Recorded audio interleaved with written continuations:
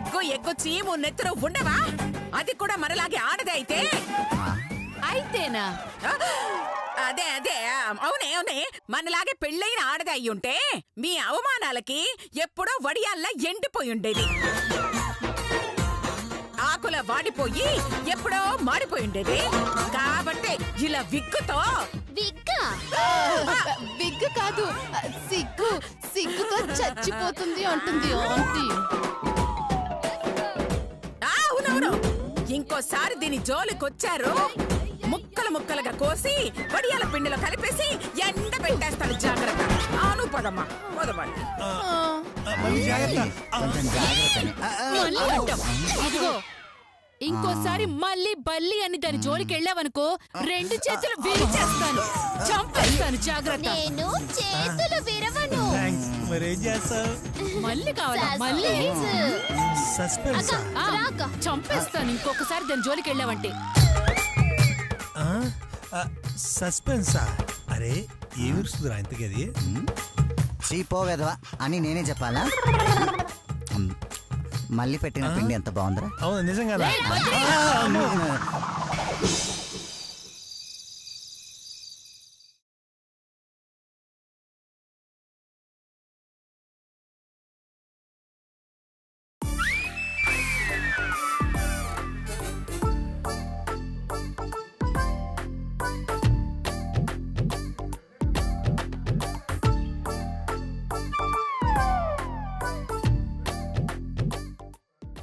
ఎంత ప్రశాంతంగా పడుకున్నారండి. తప్పించుకున్నానన్న ఆనందం కాబోలు. తప్పించుకునే తెలివి మీకుంటే ఇరికించే తెలివి మాకు ఉందండి. చూస్తా.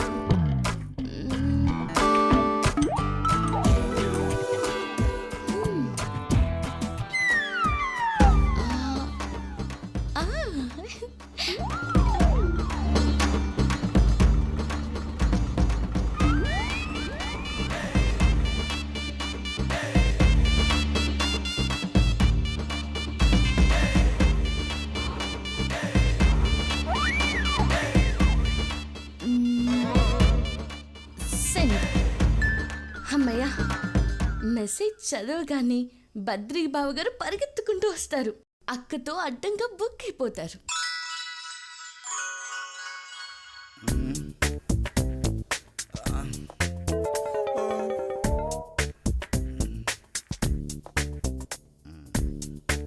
ఈ టైంలో మెసేజ్ ఎవరు పెట్టారబ్బా?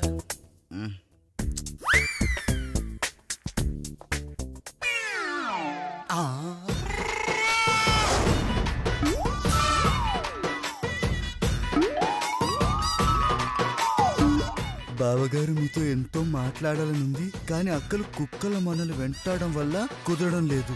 ఒక్కసారి అలా బయటికి వస్తే మనసు విప్పి మాట్లాడుకుందాం. కలనా నిజమా?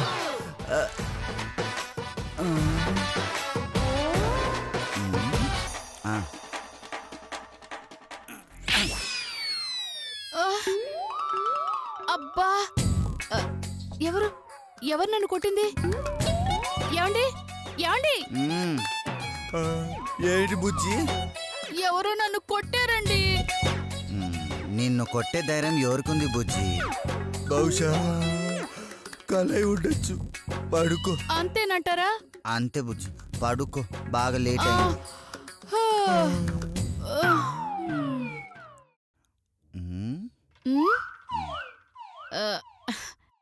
కలే.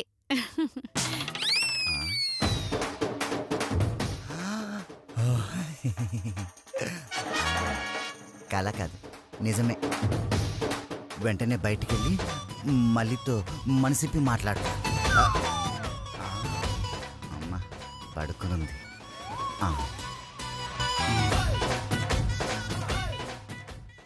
బద్రీ బావగారు మాయలో పడిపోయారు. అలాగే రంగా బావగారిని కూడా లైన్లో పెట్టేస్తే సరిపోతుంది.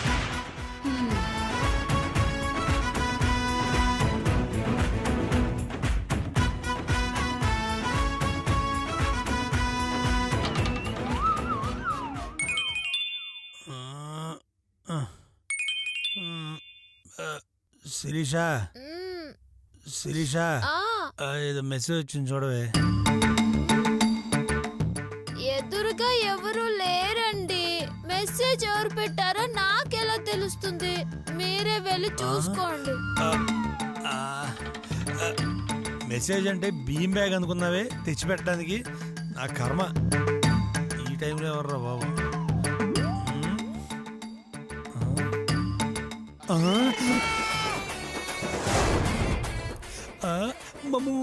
మళ్ళీ నాతో మనసు విప్పి మాట్లాడాలని SMS పెట్టిందా? అయితే వెంటనే వెళ్ళాలి.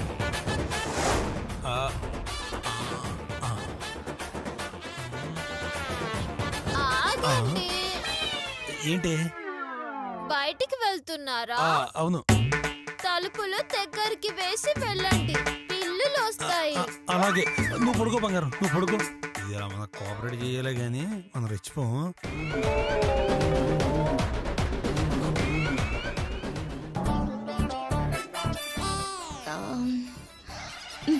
చెప్తా నీ పని.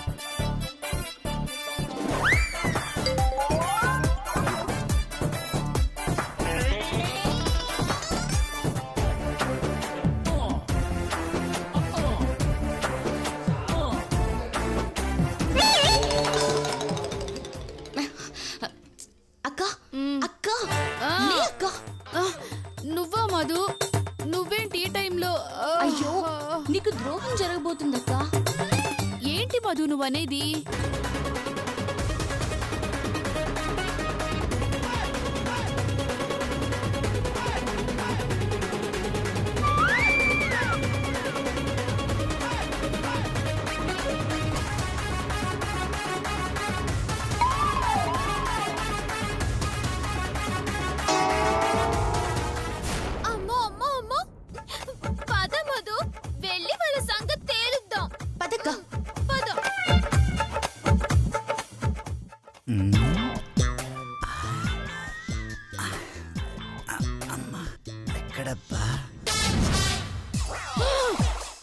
చెప్తానుంటు నీ పని.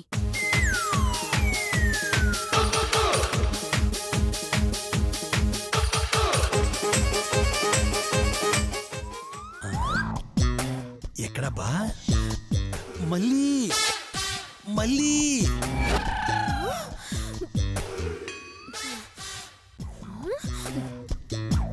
చెప్తాను పని.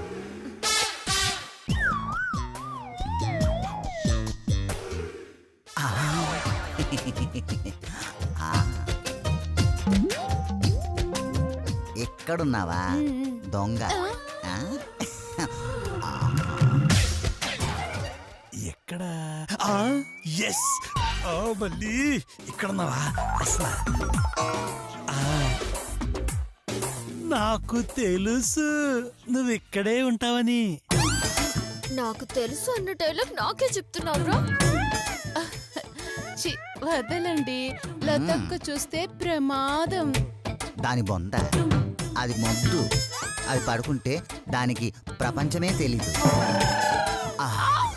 మన గురించి ఎలా తెలుస్తుందమ్మా?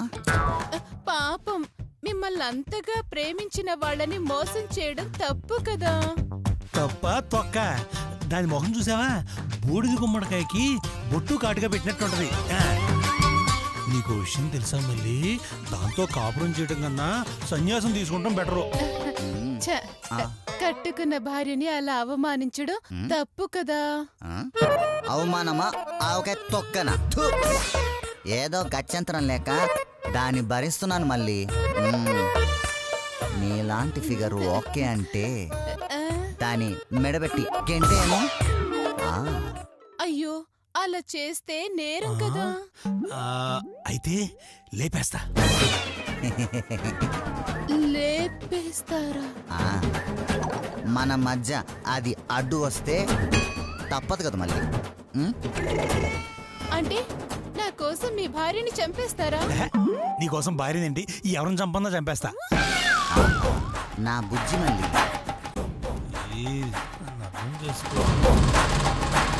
రే బద్రిగా, రే బద్రిగా! అయ్యో, నువ్వా? నువ్వా?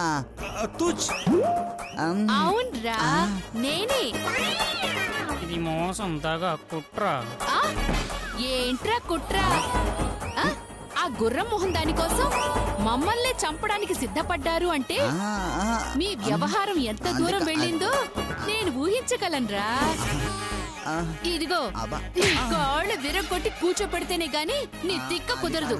నేను ఒప్పుకోను, ఇదంతా తొండి.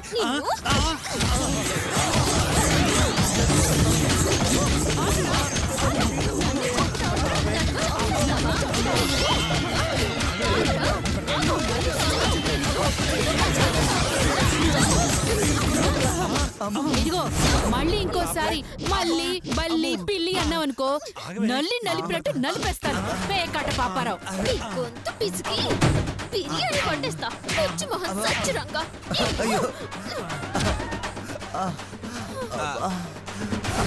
రంగా ఇంతకి మళ్ళీ ఎక్కడరా కనిపించలేదు. అవునరా, నేను అదే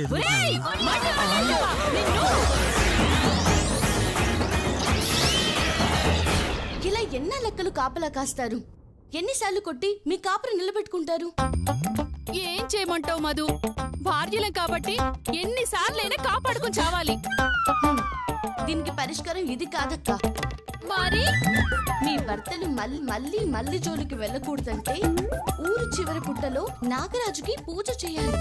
అలా గనక చేస్తే దోషాలన్నీ పోయి మీ భర్తలు మీరు చెప్పినట్టే వింటారు. అబ్బా అలాగా? అయితే ఆ పూజకి మల్లిని కూడా పిలవాలి. ఎందుకు?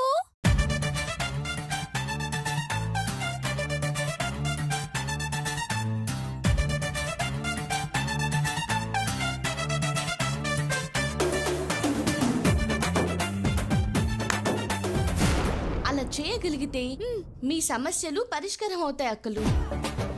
మా కాపురం కంటే ఏది ఎక్కువ కాదు మధు. సేమ్ నువ్వు చెప్పినట్టే చేస్తాం. Very good. మీ పని మీరు చేయండి, నా పని నేను చేస్తాను. అలాగే బయలుదేరండి. రావే చెల్లి.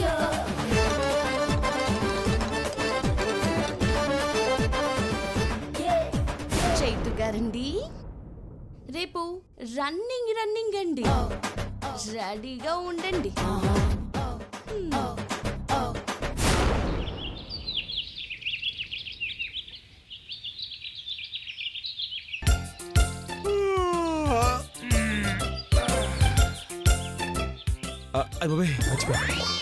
సిగరెట్ ఉంటే బాగుండు.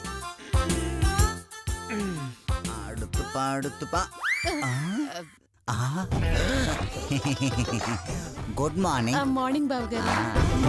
రాత్రి మెసేజ్ పెట్టి రాలేదేంటమ్మా? మెసేజా? నేనెప్పుడు పెట్టాను? ఏమని? ఇప్పి మాట్లాడుకుందాం. ఏంటది? మనసు ఇప్పి మాట్లాడుకుందామని. రాలేదేంటమ్మా? బావగారు నేను ఆ మెసేజ్ పెట్టలేను కూడా. అబద్ధం. నువ్వు పెట్టకపోతే నీ ఫోన్ నుంచి మెసేజ్ ఎలా వస్తుందమ్మా? నా ఫోన్ నుంచా? కావాలంటే చూడు.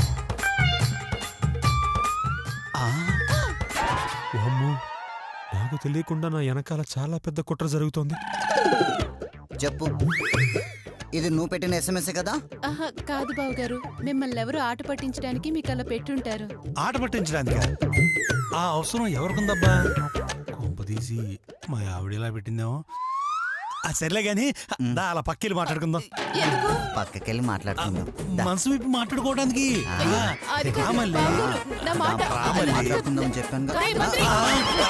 వచ్చేసి చూడు బుజ్జి, నేను రాను అంటుంటే పర్వాలేదు, అక్క వాళ్ళకి తెలియకుండా మేనేజ్ చేద్దాము అంటుంది. బలవంతంగా తీసుకెళ్తుంది.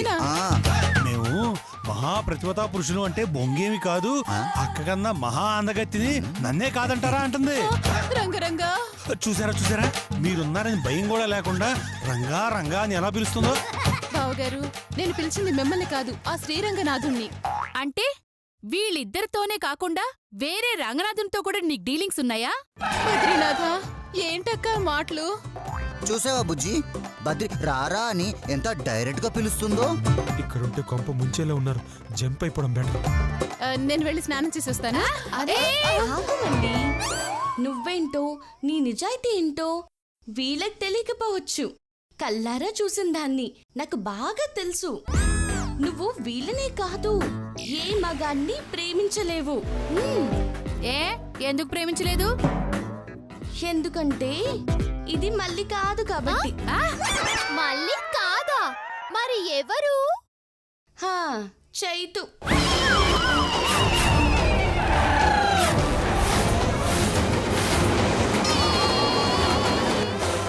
ఏంటి మళ్ళీ ఏ చైతునా? నేను చైతు ఏంటి మధు? అవును, నువ్వు చేతువే కదా. నిన్ను బ్యాంక్ వాళ్ళు వచ్చినప్పుడు చేతు వేషం వేసావు కదమ్మా, అప్పుడు నువ్వు చేతువే అవుతావు కదా. ఓహో, అలా అన్నావా? మరి ఎలా అనుకున్నావమ్మా? యు నాటి, నేను వస్తానే. ఆగమ్మా ఆగు. స్నానం చేసి త్వరగా రా. ఎందుకు? మనం గుడికి వెళ్తున్నాం. గుడికా? మీరు వెళ్ళండి, నాకు పనుంది. అరే ఎందుకు రావు? అంటే నా దగ్గర కొత్త చీర లేదుగా. ఓహో అదే కదా, నేను ఇస్తాను కదా. ఇది కట్టుకునిరా, గుడికెళ్ళి పుట్టలో పాలు పోసొద్దాం. మధు, నాకు పొట్టలో పోయడం తప్ప పుట్టలో పోయడం రాదు. నేను చూడాలి కదా. వెళ్ళు వెళ్ళు, చెప్తున్నాను కదా, వెళ్ళు. వెళ్ళమంటుంటే ఎర్ర సారీలో సన్నీ లియోన్లా ఉంటారు. చూసింది చాలు, నోరు మూసుకుని వెళ్ళండి. అక్కలు, ప్లాన్ పర్ఫెక్ట్ గా వర్కౌట్ చేయాలి. మేం చూసుకుంటాంగా మధు. పదండి పదండి.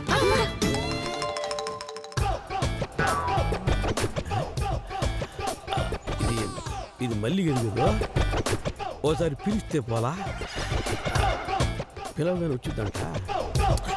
ఈ మన్మధురాలు లవ్ చేస్తా ఉన్నది కాబట్టి పిలవగానే వచ్చి తీరుద్దే. పిలుస్తా.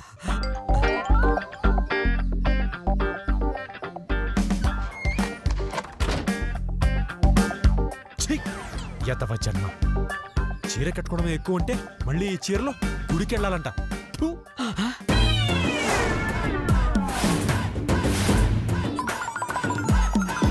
ఇదేంది ఇదే? మళ్ళీ గొంతు మగాడి గొంతులో ఉందే. జలుబు చేసే మారిపోయి ఉంటుంది గొంతు.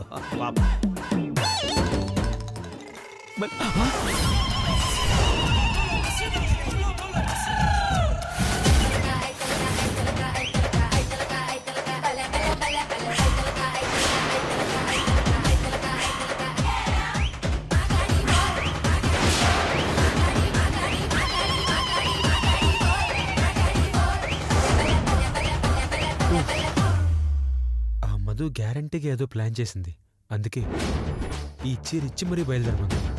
ఇప్పుడు ఏం చేయాలి? సమయానికి అమ్మ కూడా లేదే, లేచిపోతుంది. మళ్ళీ మగాడా మగాడా పైగా చేతున్నా? అవ్వ కొంప ముంచా కుదరా, నా తుండు కూడా. నా జీవితం నాశనం చేసావు కదరా. లాభం లేదు, నే సన్యాసులో కలిసిపోతా. నా జీవితం ఇంతే.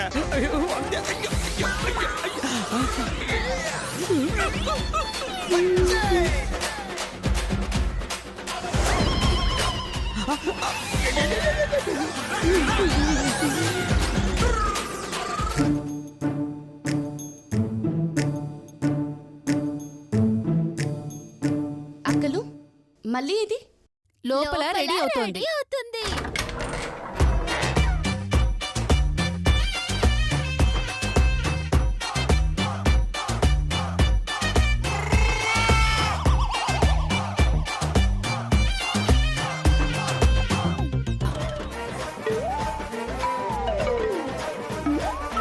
అబ్బో, ఆడవాళ్ళం మేమే ఇంత అందంగా చీర కట్టుకోలేము.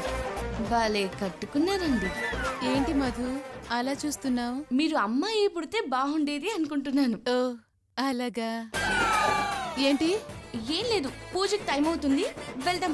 మధు, ఆంటీ వచ్చాక అందరం కలిసి వెళ్దాము.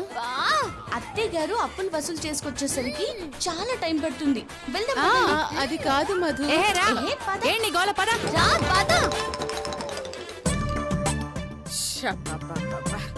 లతా, శిరీష, మధు. లతా, శిరీష. అమ్మా, వాళ్ళెవరు లేరమ్మా. ఎక్కడికి వెళ్ళారా? గుడికి వెళ్ళారమ్మా. అలాగా, సర్లే, మళ్ళీని పిలు. మళ్ళీ కూడా వెళ్ళిందమ్మా. వాడు కూడా వెళ్ళాడా? వాడా? అదే అదే మళ్ళీ కూడా వెళ్ళిందా అని అనబోయి వాడు అన్నాను. మళ్ళీ రాను అంటే మధు బలవంతంగా తీసుకెళ్ళిందమ్మా. మధు బలవంతంగా తీసుకెళ్ళిందంటే ఆలోచించాల్సిన విషయమే. అర్జెంటుగా వెళ్ళాలి, లేకపోతే దొరికిపోయే ఛాన్స్ ఉంది. నేను ఇప్పుడే వస్తాను. ఎక్కడికమ్మా? శ్మశానానికి. శ్మశానం ఏంట్రా? కొంపతీసి మళ్ళీ ఎక్కడ ఉందా ఏంట్రా? రే మళ్ళీ శ్మశానంలో ఏం చేస్తుందిరా? దెయ్యాలతో డాన్స్ చేస్తున్నావురా? తప్పురా. కరెక్ట్రా. ఓకే పదరా, చలో లోపలికి వెళ్తాం.